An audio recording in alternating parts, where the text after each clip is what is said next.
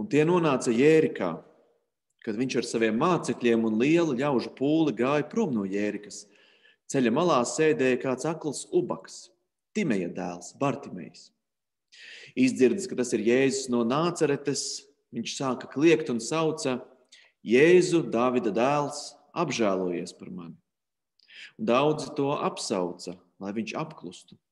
Bet viņš kliedza jo skaļāk: Dāvida dēls, apžēlojies par mani. Jēzus apstājies, sacīja: sauciet viņu šurpu. Un tie aicināja aklo, tam sacīdami: esi drošs, celies, viņš tevi sauc. Un savus svārkus nometis, viņš pielēca kājās un nāca pie Jēzus. Un Jēzus viņam jautāja: ko tu gribi, lai es tev daru? Aklais sacīja: Rabūnī, kaut es varētu redzēt. Jēzus viņam sacīja: ej, tava ticība tevi ir dziedinājusi. Un tūlīt viņš kļuva redzīgs un sekoja Jēzum ceļā. Kad tie tuvojās Jeruzālemei, Betfāgai un Betānijai pie Olīvu kalna, viņš sūtīja 2 savus mācekļus un tiem sacīja: dodieties uz ciemu, kas jūsu priekšā, un tur iegājuši jūs tūlīt atradīsiet piesietu ēzelīti, uz kura vēl neviens nav sēdējis.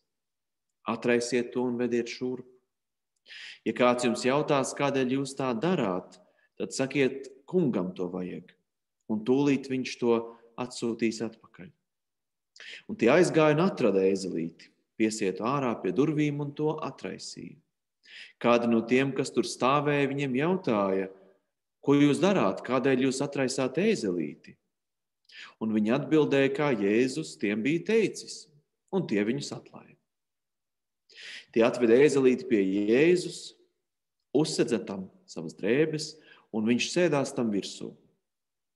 Un daudz izklāja uz ceļa savas drēbes, bet citi koku zarus, ko bija nocirtuši laukos.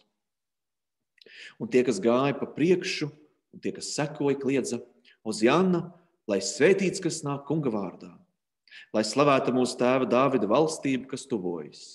Ozianna augstībā. Jēzus iegāja Jeruzālemē templī, un, kad viņš visu bija uzlūkojis un bija jau vakarstunda, viņš ar tiem 12 aizgāja uz Betāniju. Nākamajā dienā, kad viņi izgāja no Betānijas, Jēzum gribējās ēst, un ieraudzījis no tālienes salapojušu vīģes koku, viņš gāja pie tā, lai ko atrastu. Un nonācis pie tā, viņš neatrada nekā cita kā vien lapas, jo nebija vīģu laiks. Viņš uzrunāja to sacīdams, lai nemūžam neviens vairs neēd augļus no tevis. Un viņa mācekļi to dzirdēja. Tad viņi nonāca Jeruzālemē. Templī iegājis, viņš sāka dzīt ārā tos, kas templī pārdeva un pirka, un apgāza naudas mijēju galdus un baložu pārdevēju solus. Un viņš neļāva neko nest caur tempļa pagalmu. Viņš tos mācīja: vai nav rakstīts, mans nams tiks saukts par lūgšanu namu visām tautām, bet jūs to esat pārvērtuši par laupītāju midzeni. To dzirdēja virspriesteri un rakstu mācītāji, un tie meklēja, kā viņu pazudināt. Jo tie baidījās no viņa tādēļ, ka visi ļaudis apbrīnoja viņa mācību. Kad iestājās vakars, tie izgāja no pilsētas. Rīta agrumā garām iedami tie redzēja vīģes koku nokaltušu līdz pat saknēm. Un Pēteris atcerējās. Sacīja viņam: Rabī, redzi, vīģes koks, kuru tu nolādēji, ir nokaltis. Un Jēzus viņiem sacīja: ticiet Dievam, patiesi es jums saku, ja kāds šim kalnam teiks: celies un meties jūrā, un kas nešaubīsies savā sirdī, bet ticēs, ka notiks tas, ko viņš saka, tad viņam tas arī notiks. Tādēļ es jums saku, visu, ko jūs lūdzat vai prasāt, ticiet, ka jūs to saņemsiet, un tas jums arī būs. Kad jūs nostājaties, lai Dievu lūgtu, piedodiet, ja jums ir kaut kas pret kādu, lai arī jūs tēvs, kas ir debesīs, jums piedod jūsu pārkāpumus. Bet ja jūs nepiedosiet, arī jūsu tēvs debesīs jums pārkāpumus nepiedos. Tad tie atkal ieradās Jeruzālēmē. Viņam templī staigājot pie viņa pienāca virspriesteri, raksturmācītāji un vecie. Un tie viņam jautāja, kā varētu to darīt? Kas tev ir devis varu to darīt? Un Jēzus tiem atbildēja, arī es jums uzdošu vienu jautājumu. Un atbildiet man, un tad es jums teikšu, kā varā es to daru. Jāņa kristība nāca no debesīm vai no cilvēkiem? Atbildiet man. Un tie sprieda savā starpā, ko lai sakām. Ja sacīsim no debesīm, viņš teiks, kādēļ tad jūs neticējāt viņam? Vai lai sakām no cilvēkiem? Taču viņi baidījās no ļaudīm, jo visi par Jāni domāja, ka tas patiesi bija pravietis. Un viņi Jēzum atbildēja, mēs nezinām. Tad Jēzus tiem sacīja, tad arī es jums neteikšu, kā varā es to daru. Viņš sāka uz tiem runāt līdzībās. Kāds cilvēks iestādīja vīna dārzu, to iežogoja, ierīkoja vīna spaidu, uzcēla torni un izdeva dārzu vīnkopiem, bet pats devās svešumā.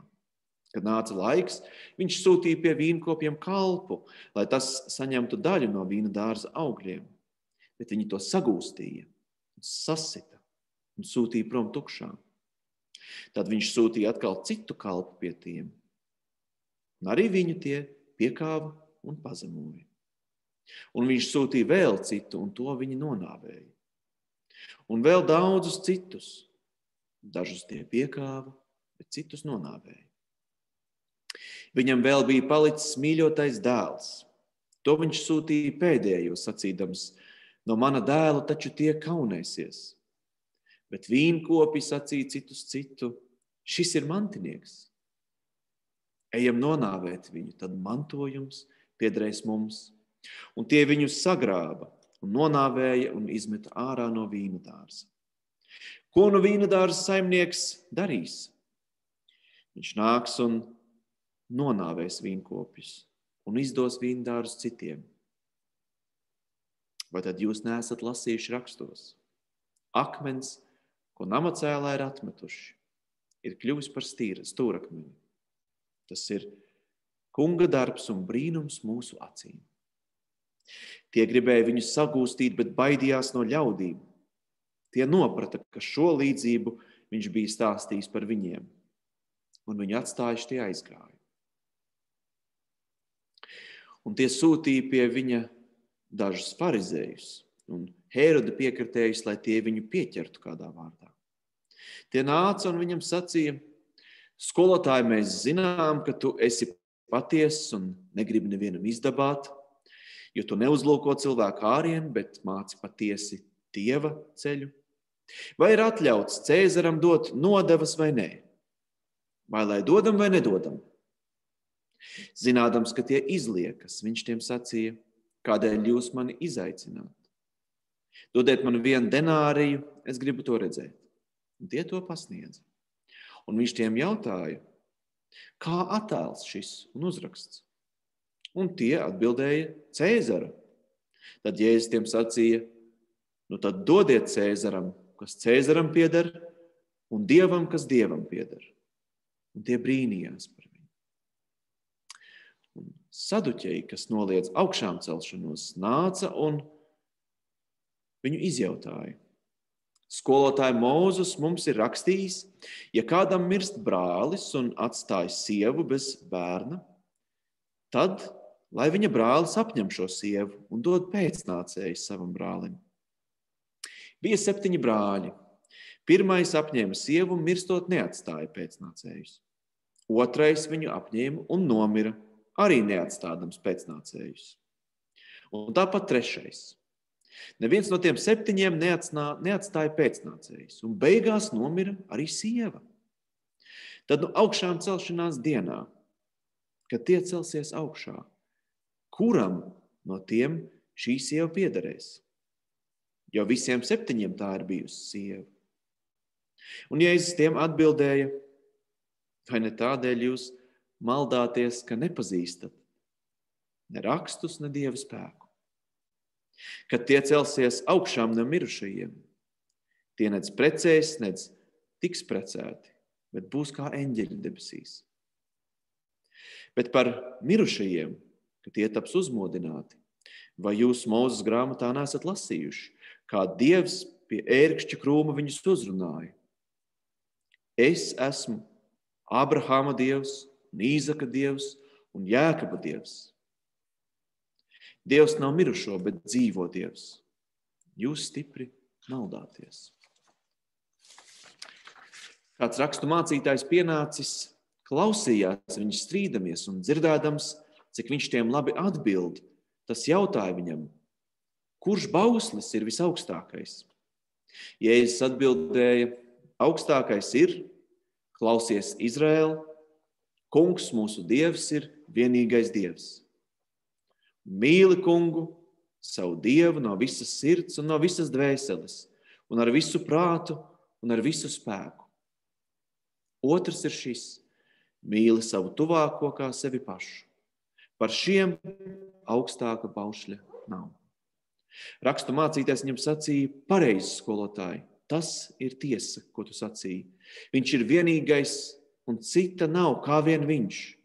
Un to mīlēt no visas sirds un ar visu prātu un ar visu spēku. Un savu tuvāko mīlēt kā sevi pašu. Tas ir vairāk nekā visi sadedzināmie un citi upuri. Un Jēzus redzēdams, ka tas bija gudri atbildējis, viņam sacīja, tu neesi tālu no Dieva valstības. Un neviens vairs neuzdrošinājās viņu izjautāt. Mācīdams templī, Jēzus runāja. Kādēļ rakstu mācītāji saka, ka Kristus ir Dāvida dēls? Pats Dāvids ir sacījis svētā gara spēkā, Kungs sacīja manam kungam, sēdies pie manas labās rokas, līdz es tavus ienaidniekus nolieku tev par kājsoli. Pats Dāvids sauc viņu par kungu. Kā viņš var būt Dāvida dēls? Un lielais ļaužu pūlis labprāt viņā klausījās. Un viņš mācīdams runāja. Sargieties no rakstu mācītājiem, kam patīk garos tērpos staigāt un tirgus laukumos tikt sveicinātiem, un sinagogos un mielastos ieņemt goda vietus. Tie aprī atraitņu namus, un lai izrādītos ilgi lūdz Dievu, tie saņems bargāku sodu. Un Jēzus sēdādams iepratīm ziedojumu traukam vēroja, kā ļaudis met naudu traukā. Daudzi bagātie meta daudz, bet nāca nabadzīga atraitne un iemeta 2 artavas, tas ir 1 kvadrants.